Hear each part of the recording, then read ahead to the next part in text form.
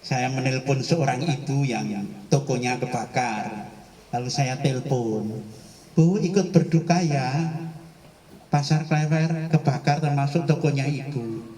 Terima kasih Romo, semua berasal dari Tuhan, kembali kepada Tuhan, tapi nanti saya yakin Tuhan akan menyediakannya. Itu jawaban ibu itu. Saya yakin ibu itu orang dalam tanda petik kudus. Dalam arti kudus, dalam arti ketika dia mengalami suatu kesulitan, dia kembali pada Tuhan. Tetapi saya juga menelpon seorang ibu yang juga tokonya kebakar. Bu, ikut berdu. Saya mengatakan ikut berdu. Ibu itu sudah langsung menjawab, mati aku Romo, entek kabeh Romo, mati aku Romo. Padahal orangnya tidak mati, tapi mengatakan mati aku Romo, entek kabeh Romo. Padahal dua-duanya itu anggota persekutuan doa, rajin ke gereja. Loh, iki podo-podo anggota persekutuan doa, rajin ke gereja, tapi ketika ada kesulitan kok munculnya beda.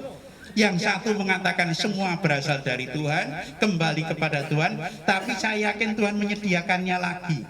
Kok yang satu mati aku Romo, entek kabeh Romo. Mengkristalnya di situ. Atau ada pernah cerita seorang ibu yang sakit di rumah sakit kasih ibu. Dia dalam keadaan tidak sadar, tetapi karena sing dipikirkan mungkin harta terus, itu mengkristalnya ketika tidak sadar hanya begini nih.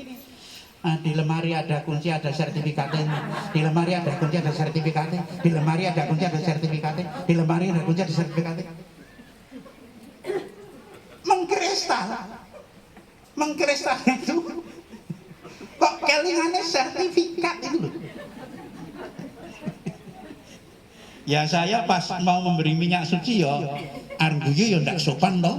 Wong Romo memberi minyak suci kok lagi kok arti minyak suci ning lemari kuncinya ana sertifikate, ning lemari kuncinya sertifikate. Tapi itu mengkristal. Maka termasuk kita yang di sini itu nanti ya mengkristal. Mengkristalnya apa? Beberapa Romo, so aku nek loro ndak sadar mulutku diisolasi saja. Karena mungkin nanti ya misa Tuhan sertamu ning mengkristal itu mungkin setan. Mungkin begitu munculnya. Atau ketika saya di panti jompo, itu di panti jompo Bojo Kendal itu saya melihat seorang ibu kalau begitu bangun tidur begini ini. Saya tanya perawatnya, loh itu kalau bangun tidur kok begini ini mau apa toh? Bukan karena bisa dance, bukan.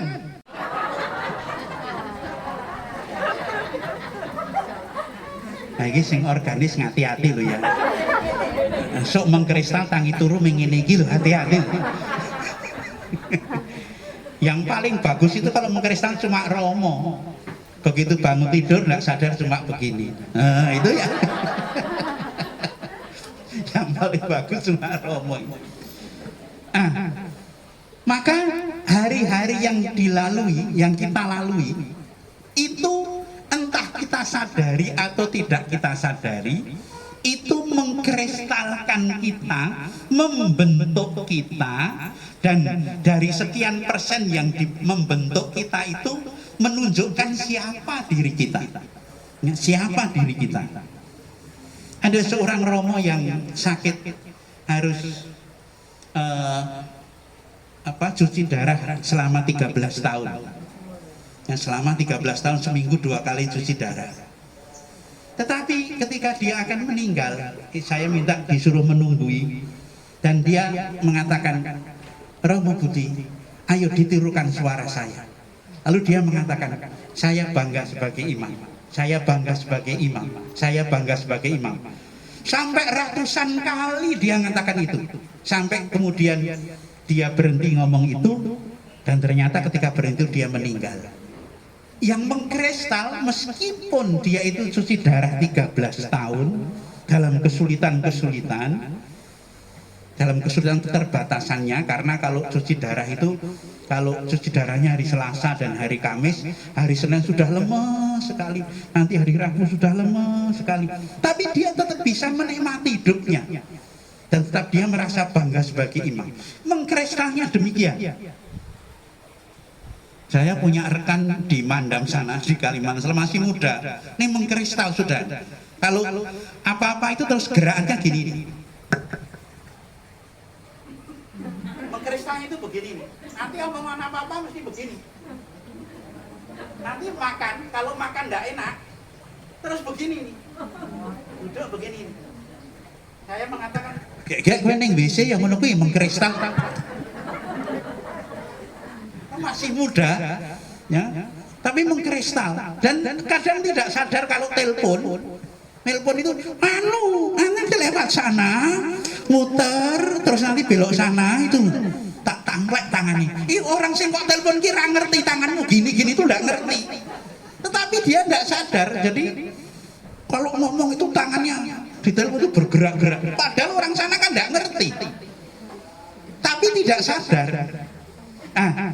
Hati-hati, karena itu mengkristal pada diri kita. Nah, kira-kira besok yang ada di sini itu nek mengkristal kaya ngopo itu kira-kira loh. Kira-kira kayak ngapa kalau melihat perjalanannya itu. Kalau itu disadari, wah kalau misalnya kristalnya begini, wah apik tenan ya, arep meninggal yo. Itu seperti wah apik banget itu ya. Ya, mengkristalnya gerakan tangan seperti itu, mengkristalnya mulut itu nanti seperti apa? Ya, kalau mengkristalnya mulut itu terus Tuhan kasihanilah kami, wah apik banget, suci banget, ya suci banget. Tapi nak seperti tadi kan yo ngisen-ngisen gitu. Ini kunci lemari ana sertifikate, kunci lemari sertifikate. Itu sing delok wae ngeguyu, ora mesake ning ngeguyu itu ya. Nah, Sabdatun hari ini orang-orang Israel itu mengkristal tidak sadar bahwa apa yang dia minta itu membuat penderitaan bagi dirinya dan anak turunnya. Mereka meminta raja. Mereka tidak sadar bahwa itu mengkristal membuat dirinya nanti menderita karena ada macam-macam pajak ini itu. Bacaan yang kedua, ahli-ahli Taurat itu tidak sadar. Mereka justru ketika melihat sesuatu yang baik itu mengkritik, mempertanyakan. Mengkristalnya tidak bersyukur ketika melihat kebaikan, tetapi justru kemudian mengkritik, mempertanyakan macam-macam. Saya akan selalu doa yang tidak pernah saya hilangkan setiap hari, salah satunya itu doa untuk para adiyuswa, untuk para lansia bahasanya. Hanya beda ya, kalau adiyuswa itu adi agung, yuswa umur. Orang yang semakin bertambah umur harus diagungkan, harus dibahagiakan, ya, bukan sekedar lansia, lanjut usia, bukan. Dan sering persekutuan doa yang di sini itu saya jadikan contoh perjalanan yang benar, bahwa orang itu kalau semakin tambah umur memang harus semakin mendekatkan diri pada Tuhan. Ya, itu kan contoh yang benar. Tapi juga sering saya ceritakan karena juga ada yang muda-muda yang menjadi generasi penerus. Karena kalau di Kalimantan sana, ya mungkin juga di banyak tempat, kalau sudah merasa lanjut usia sudah tidak mau apa-apa, ya, sudah merasa tidak berguna apa-apa, maka jarang adanya persekutuan doa yang Tante Tina itu sering saya jadikan contoh juga. Rumahnya juga dipakai rumah doa, ya, dipakai rumah sebagai rumah doa. Ya. Umur yang semakin bertambah tidak mengendorkan untuk tetap di dalam mengkristalkan diri itu, mendekatkan diri pada Tuhan. Itu jalan yang benar, ya, jalan yang benar. Tidak sadar mengkristalnya buruk, tetapi tidak sadar Maka kadang-kala terjadi perselisihan antara menantu dengan mertua, dan tidak ada yang merasa bersalah karena tidak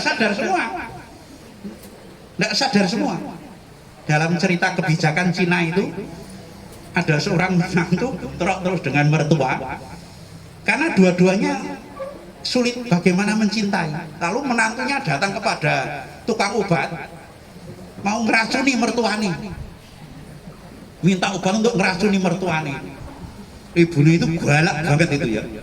Nah, lalu akhirnya sudah diberi obat itu, mengatakan yang tukang obat, ini sudah tak kasih racun, tapi supaya tidak ketahuan, kamu tabur sedikit-sedikit di makanan, dan kamu harus memberikan kepada dia makanan yang enak-enak supaya mertuamu tidak curiga, dan nanti ditaburi ini ya. Lalu diberikan itu. Nah, menantunya mulai kelihatan ramah gitu dengan mertuanya. Untuk mau ngeracun itu kelihatan ramah. Diberi makanan yang enak-enak, mama, ini loh makanan, dimakan ya mama. Lah, mertua nih curiga, kaget. Loh kok ini jadi baik, dimasak enak-enak, dimakan. Sudah sekitar 3 bulan, kok orang mati-mati. Orang mati-mati, malah mertuanya itu sangat mencintai menantunya, dan menantunya itu merasa dicintai. Lalu menantunya ini karena merasa dicintai mertuanya, lari ke tukang obat itu menyesal telah memberi racun. Tolong beri penawar, jangan sampai itu nanti meracuni dia.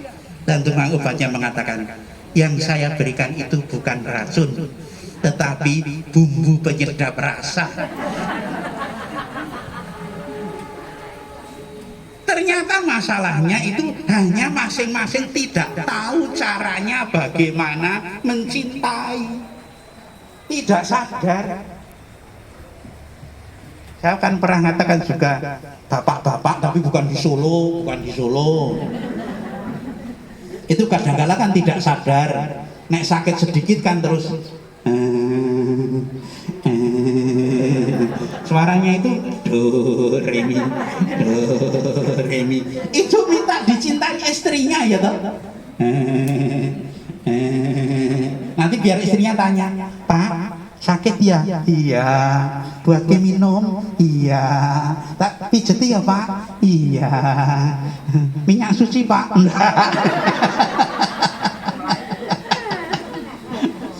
Seorang ibu mengatakan, Romo, saya sudah terlambat. Terlambat bagaimana? Ya saya itu selama ini kurang mencintai mama saya. Tapi mama saya itu sudah meninggal, Romo. Saya menyesal bagaimana saya mencintai mama. Lalu saya tanyakan, sebelum meninggal pesan apa? Pesan supaya kami rukun. Nah, lakukan. Itu artinya mencintai mama. Yang kedua apa yang sering dilakukan mama? Itu kalau dilakukan mama, sering kamu lakukan yang baik, itu kamu artinya mencintai mama.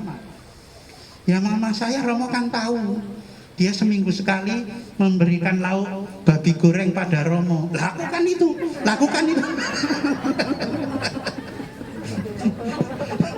Nah, yang untung saya.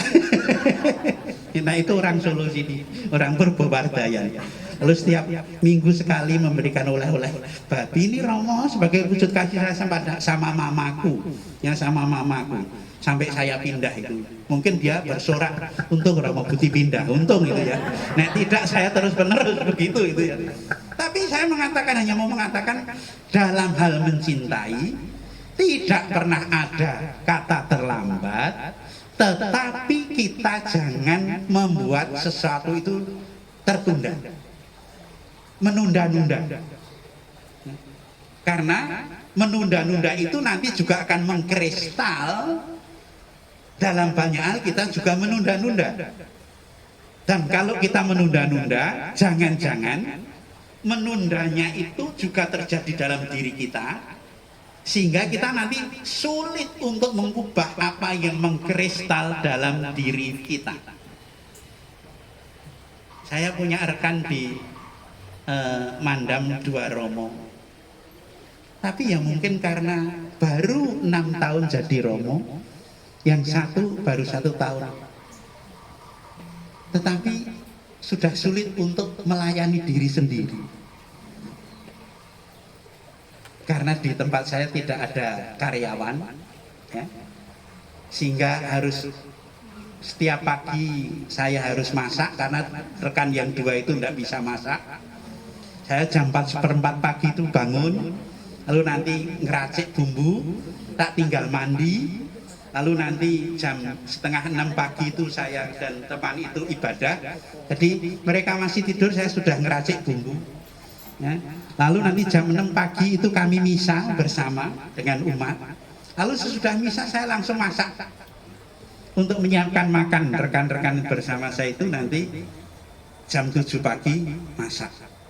Lalu nanti siang juga begitu, sore juga begitu.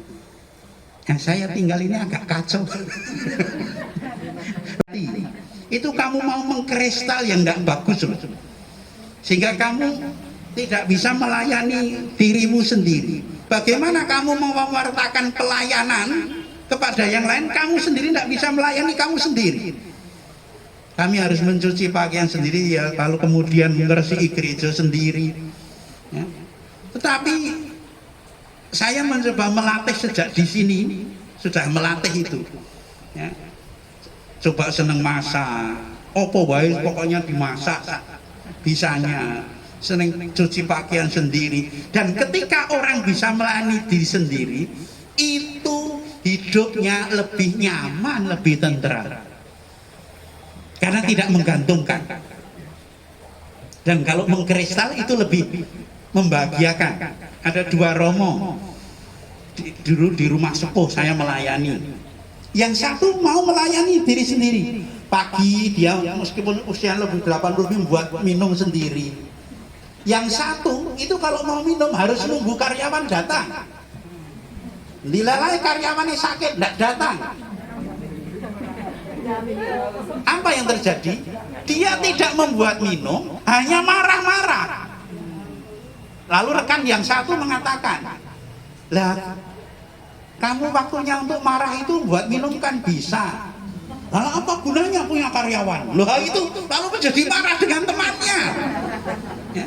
Jadi mengkristalnya itu pokoknya marah. Dan kalau saya lihat janda dan duda itu kan lebih banyak janda. Dan kalau yang namanya janda itu umurnya lebih panjang-panjang daripada duda. Iya. Karena kalau janda itu sudah ibu-ibu sudah biasa melayani. Masak itu saya mengatakan masak itu juga penuh dengan loh. Perjuangan loh, nyampe menune opo seso, engko opo. Dan nanti kalau masak itu sing dimasak lemangan nyanyi, sini pikirannya terus mangan kok kucing. Itu juga mangkel loh, ya, mangkel betul, ya. Tapi kalau yang namanya duda itu kan bapak-bapak itu kan banyak biasa dilayani, maka kehilangan istrinya itu jarang yang umurnya panjang-panjang, kecuali yang memang sejak semula lebih melayani daripada istrinya itu, ya. Kan juga ada bapak-bapak yang pagi bangun masaknya istrinya masih sebagai ratu yang tidur nyenyak, ya, ada toh, ya. Atau mungkin seperti pengalaman di Solo Baru itu ada dua katekumen mau jadi Katolik, oleh Pak Bambang Suseno Broto, katekisnya itu dikatakan karena si istrinya itu baru katekumen meninggal, lalu Bapak Suseno Broto mengatakan pada bapaknya itu, Pak, belajarnya yang tekun ya, nanti segera dibaptis, nanti suatu ketika kalau dipanggil Tuhan biar bersatu lagi dengan istri di surga. Bapak itu mengatakan demikian, loh, nek Katolik itu nanti kalau mati jadi satu lagi toh. Wah, aku selama hidup menderita bersama istriku nanti jadi satu lagi. Aku tidak mau, lalu tidak mau jadi Katolik. Lalu Pak Bambang Suseno Broto mengatakan, wah keliru saya Romo, keliru orangnya tidak mau jadi Katolik. Karena selama ini menderita dengan istrinya, dibaptis meninggal jadi satu lagi. Wah, aku menderita lagi. Di surga tidak ada penderitaan. Wah, tapi istri saya itu begini. Baru keluar semua itu loh. Lalu tidak mau dibaptis. Ya karena istrinya mengkristalnya itu membahayakan suaminya.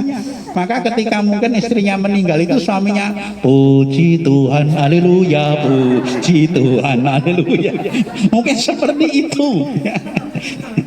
Maka mari kita mohon pada Tuhan supaya mengkristalnya kita itu mengkristal yang sungguh membawa berkat, ya, sungguh membawa berkat, sehingga siapapun yang bertemu dengan kita itu merasakan berkat itu, merasakan bahagia. Dan ketika seperti itu, ketika orang membicarakan pun orang akan mengatakan, lihat seperti dia. Itu orang-orang yang disebut bahagia. Amin.